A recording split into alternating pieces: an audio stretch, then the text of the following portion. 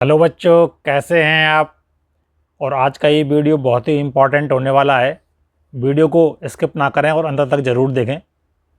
बच्चों, एमसीसी द्वारा राउंड 1 का जो रिजल्ट है वो अनाउंस कर दिया गया है और बच्चों का जो इंतज़ार है, पेरेंट्स का जो इंतज़ार है, वो ख़त्म कर दिया गया है।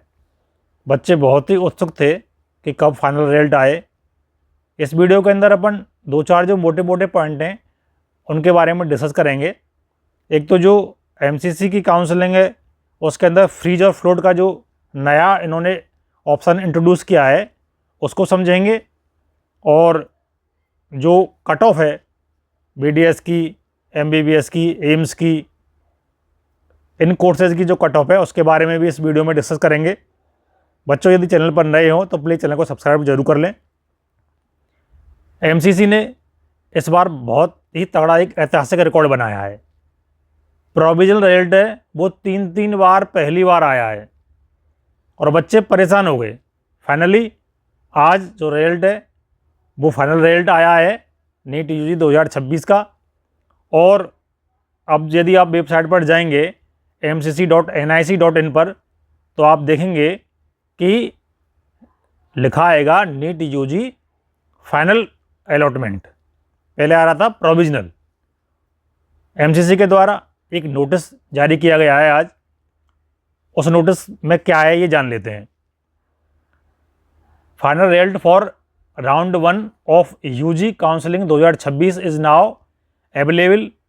Candidate may now proceed to report to their allotted college. यानी कि प्रोविजनल रिजल्ट के अंदर आपको मालूम था कि आपको ये कॉलेज मिला है, लेकिन जो अलॉटमेंट लेटर था वो डाउनलोड नहीं हो पा रहा था। अब ये फाइनल जो अलॉटमेंट है, फाइनल जो रिजल्ट आया है, इसके बाद में आपके जो अलॉटमेंट लेटर हैं वो डाउनलोड होना शुरू हो जाएंगे। This is for the information of all UG participating candidates for round 1 that as per chapter 2 of the UG information bulletin under changes in allotment, reporting, upgradation and withdrawal, resignation of allotted seat, the freeze and float options have been introduced to make the counseling process more convenient and hassle-free for candidates. Accordingly, all candidates are advised to carefully read and follow the instructions provided in the UG information bulletin before proceeding with the admission process. Candidates are also advised to regularly visit the official MCC website for further updates, notification and important information regarding the counseling process. तो बच्चों, इस notice के अंदर मोटी मोटी सी ये बात है कि जो फ्रीज और फ्लॉट का जो नया ऑप्शन शुरू किया गया है उसको आप ध्यान से यूटिलाइज करेंगे। आपका जो इन्फॉर्मेशन बुलेटिन है थोड़ा सा आप उसको भी पढ़ते रहें। और तीसरा, जो mcc.nic.in जो काउंसलिंग वेबसाइट है एमसीसी की, उस पर आप रेगुलर विजिट करते रहें। इसके अलावा जो कट ऑफ है वो कट ऑफ किस तरह से रही है इस बारे में अपन जान लेते हैं। तो यदि अपन एमबीबीएस कोर्स की बात करें तो एमबीबीएस कोर्स में अनरिजर्व के लिए 22,342 कट ऑफ रैंक है और मार्क्स हैं 572। ओबीसी के लिए 23,075, 571 मार्क्स। AWS के लिए कट ऑफ रैंक 27,179 और मार्क्स हैं 564। SC के लिए cut off rank 1,04,921, cut off marks 489 और ST के लिए कट ऑफ रैंक 1,32,111 और कट ऑफ मार्क्स 471 गए हैं पहले राउंड में। बच्चों, एम्स की कट ऑफ के बारे में अपन बात करें तो अनरिजर्व के लिए 3,948, ओबीसी के लिए कट ऑफ रैंक 4,382, EWS के लिए 5,492, SC के लिए 28,615 और ST के लिए 44,940 कट ऑफ रैंक गई है।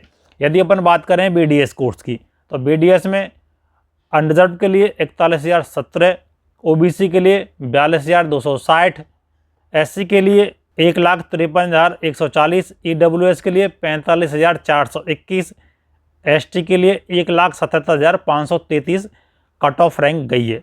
यदि अपन डीम्ड यूनिवर्सिटी की कट ऑफ की रैंक की बात करें तो एमबीबीएस के लिए 11,94,233 और BDS के लिए 11,02,848 कट ऑफ रैंक गई है। क्योंकि डीम्ड यूनिवर्सिटीज़ के अंदर कोई भी कोटा नहीं होता है, इसलिए सबको समान रूप से रैंक होती है इसकी, कोई अलग अलग रैंक इसकी नहीं होती है। बच्चों, अब मोस्ट जो इम्पोर्टेंट बात है, आप सबसे पहले अपना जो अलॉटमेंट लेटर है उसको आप डाउनलोड कर लें और ये डिसाइड कर लें कि आपको आपके मन का सा कॉलेज मिला है कि नहीं मिला है। यदि आपका मन का सा कॉलेज मिला है तो आप फ्रीज वाले ऑप्शन को चुनो और आपको वहाँ पर फ्रीज वाले ऑप्शन को जैसे ही चुनते हो तो आपको फिजिकली उस कॉलेज में जाना पड़ेगा। आपको वहाँ पर आपकी फ़ीस वगैरह आपको भरनी पड़ेगी और जो आपके ओरिजिनल डॉक्यूमेंट हैं वो आपको वहाँ पे डिपॉजिट कराने पड़ेंगे। तो फ्रीज कैंडिडेट हैं वो इस ऑप्शन को बड़े होशियारी से, बड़े ही दिमाग से आप भरें, क्योंकि आपको अपग्रेडेशन का चांस फिर नहीं मिलेगा। आप बिल्कुल ये एश्योर हो लें, आपके जो फादर मदर हैं, पेरेंट्स हैं, उनसे आप डिस्कस कर लें। आपके जो मित्र हैं, पहले उस कॉलेज में कोई पढ़ रहा है या आपके जो कोई भी सीनियर हैं, बड़े भैया हैं, उनसे आप पूछ लें कि वो मैं इस कॉलेज में एडमिशन लेने जा रहा हूँ, ये मेरे लिए उचित है या नहीं है, अच्छा है कि नहीं है, कौन से स्टेट में है, खाने पीने की दिक्कत तो नहीं है, कोई कन्वेंस की प्रॉब्लम तो नहीं है, ये सारी चीज़ों को आप, कोई भाषा वगैरह की कोई दिक्कत तो नहीं है। क्योंकि जब आप इंटर्नशिप करते हो तो जो भाषा है उसका लोकल भाषा का आपको ज्ञान होना चाहिए, क्योंकि जो पेशेंट आएंगे वो लोकल भाषा में बोलते हैं ज़्यादातर। जो पुराने लोग होते हैं, जो एजड लोग होते हैं, नए बच्चे ही हिंदी में बोल पाते हैं। तो इन सब चीज़ों को आप ध्यान रखें और तब जाके आप फ्रीज का ऑप्शन चूज करें। अच्छा, ऐसे बच्चे जो कि फ्लोट के ऑप्शन को चूज कर रहे हैं तो निश्चित रूप से उनके दिमाग में ये बात होगी कि भाई हम अपग्रेडेशन में जाएंगे।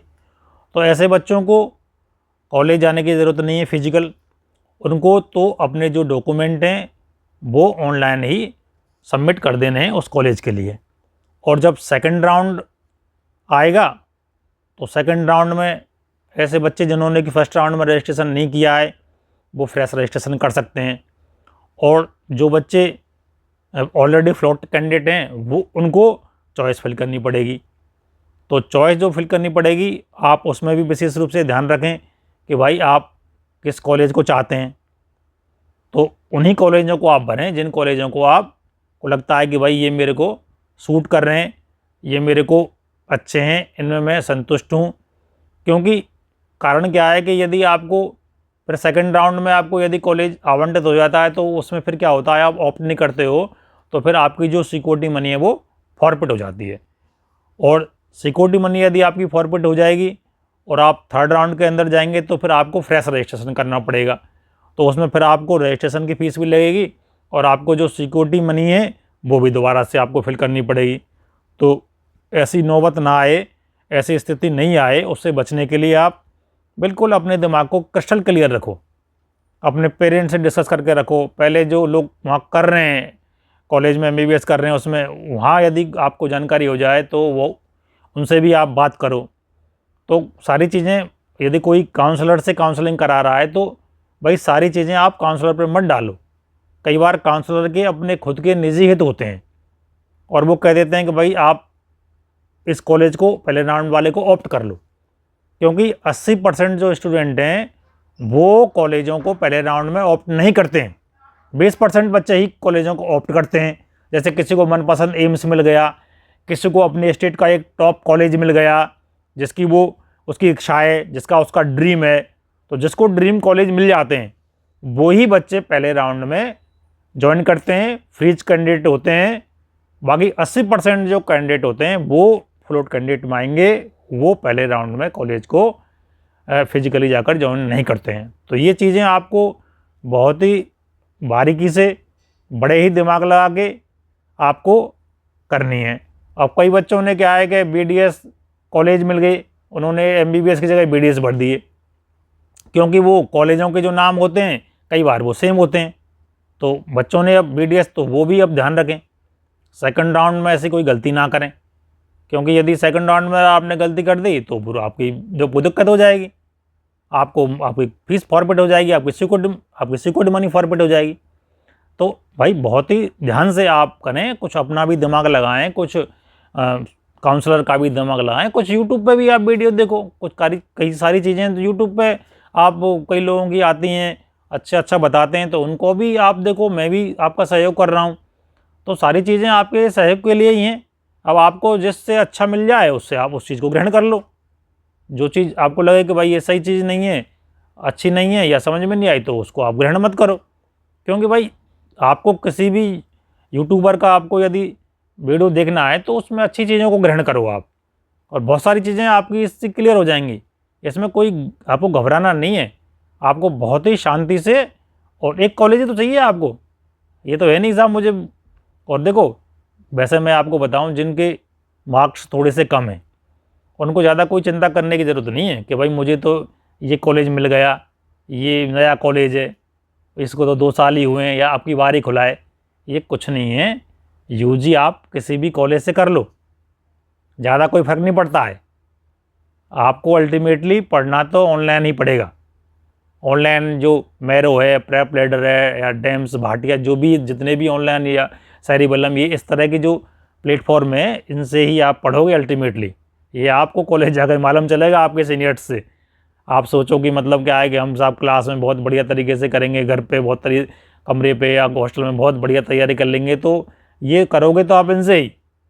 क्योंकि मैं तो मेरे घर में देख रहा हूँ, मेरा बच्चा भी मतलब क्या है कि गवर्नमेंट मेडिकल कॉलेज रतलाम से अब वो इंटर्नशिप चल रही है उसकी, और मेरे भतीजे की फाइनल ईयर है कोटा मेडिकल कॉलेज से, गवर्नमेंट से। तो मैं उनको देखता हूँ, तो वो मतलब ज़्यादातर वो उन्हीं से में से पढ़ते हैं, और ज़्यादा कोई फ़र्क नहीं पड़ेगा। आप मतलब यूजी एमबीबीएस किसी कॉलेज से कर लोगे, नए से कर लोगे, पुराने से कर लोगे। हाँ, आपको पीजी के अंदर ध्यान रखना है। पीजी में टेक चलता है कि किस कॉलेज से आपने पीजी किया है। हर कॉलेज की जो ब्रांच होती है अलग अलग इम्पॉर्टेंट होती है। हर कॉलेज का नाम है कि इस कॉलेज की ऑप्था अच्छी है, इस कॉलेज की डर्मा अच्छी है, इस कॉलेज की मेडिसिन अच्छी है, इस कॉलेज की गायनी ऑप्स। तो सारी ये जो है अलग अलग कॉलेज की इम्पॉर्टेंट है कि आपने ऑप्था इस कॉलेज से की है तो आपको कंसिडर किया जाएगा कि आपने एक बहुत अच्छे आप ऑप्थेल्मोलॉजिस्ट हो, या बहुत अच्छे आप डर्मेटोलॉजिस्ट हो। तो इसलिए ये डिपेंड करेगा आपकी पीजी पे। आप ज़्यादा दिमाग मत लगाओ, कतई आप अपने आप को कमतर मत आंकना। आपके साथ के यदि किसी आपके मित्र का एक बड़े अच्छे कॉलेज में हो जाता है, पुराने कॉलेज में हो जाता है, अच्छा कॉलेज मतलब पुराना कॉलेज, और आपका नए कॉलेज में होता है या 2-3 साल पुराने कॉलेज में होता है, तो आपके दिमाग में क्या बात आती है, अरे यार मेरी तो किस्मत ख़राब है, मेरे दोस्त का तो मेरे को उसको बीजे मिल गया, उसको एसएमएस मिल गया, उसको उदयपुर मिल गया, उसको फलाना मिल गया, वो बहुत पुराना कॉलेज है, अच्छा कॉलेज। कुछ नहीं मार, कोई तीर नहीं मार लेगा। आपको तो पढ़ाई करनी है, एमबीबीएस की पढ़ाई करनी है आपको। आपको 19 सब्जेक्ट करने हैं। आपको हर साल के सब्जेक्ट ढंग से आप करोगे ना, ढंग से पढ़ोगे ना, तो कोई नहीं पूछेगा आपने यूजी कहाँ से की है। सब ये पूछेंगे आप जब जाएंगे आप जॉब के लिए कि आपको ने पीजी कहाँ से की है। तो कतई आप अपने आप को कमतर मत आंकना। किसी को यदि कोई नया कॉलेज मिल जाए या किसी को कोई 2 साल 4 साल पुराना कॉलेज मिल जाए, आप बराबर हो। आपकी जो आप पढ़ोगे, आप ऑनलाइन प्लेटफॉर्म से ही पढ़ोगे, आप डेम से पढ़ोगे, आप या प्रेप लैडर से पढ़ोगे, या मैरो से पढ़ोगे, या भाटिया से पढ़ोगे, या सेरेबेलम से पढ़ोगे, इन्हीं से पढ़ोगे आप। चाहे एसएमएस में पढ़ो और चाहे आप कोई नए कॉलेज में पढ़ो। इसलिए खुश रहो, किसी तरह की कोई दिक्कत नहीं है। और सोच समझ के, जो मैं आखिरी में आपसे कहना चाहता हूँ, ये फ्रीज और फ्लोट वाला आप थोड़ा सा सोच समझ के आपको करना है।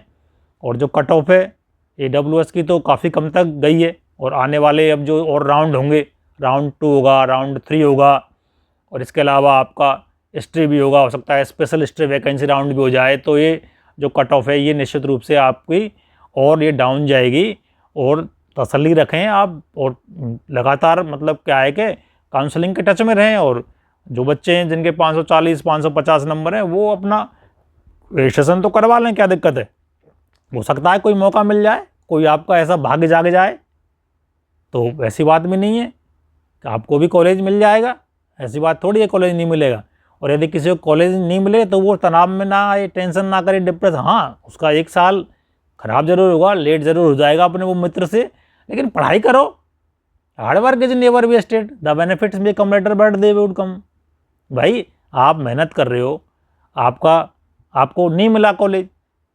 कई बार भाई आपका जो प्रारब्ध भी तो होता है, लक भी तो होता है भाई। कई बार कोई तो क्या है, थोड़ी सी पढ़ाई में या थोड़ी सी मेहनत में बहुत आगे बढ़ जाता है और किसी को बहुत मेहनत करनी पड़ती है। तो ये क्या है, ये प्रारब्ध ही तो है कि भाई एक जो आदमी है उसने थोड़ी सी मेहनत की और वो उसका अच्छे मार्क्स आ गए उसको, और किसी ने बहुत ज़्यादा मेहनत की, हो सकता है उसका लक साथ नहीं दे तो उसके कम मार्क्स आए। हालांकि मैं कोई ये नहीं कह रहा कि भाई मेहनत नहीं करनी चाहिए, मेहनत करनी चाहिए, मेहनत का अपना एक वजूद है, मेहनत करनी चाहिए, मेहनत से ही नंबर आते हैं।